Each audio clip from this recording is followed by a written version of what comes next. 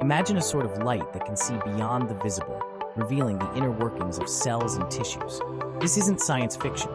Quantum Cascade Lasers, or QCLs, are a revolutionary technology making waves in the medical field. Here's why they're such a game changer.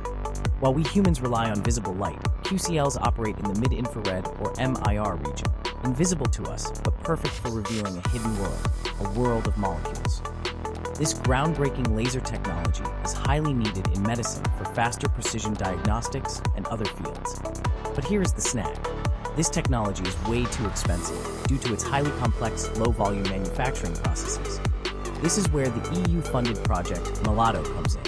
The team will revolutionize MIR laser technology by developing cost-effective, high-volume manufacturing processes for quantum cascade lasers.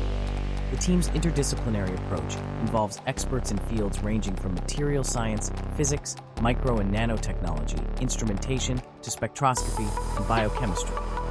By using established complementary metal-oxide-semiconductor, or in short CMOS processes, MILADO merges Group 3-5 and silicon photonics to create affordable, compact, mid-infrared light sources and make them available to a wide range of markets.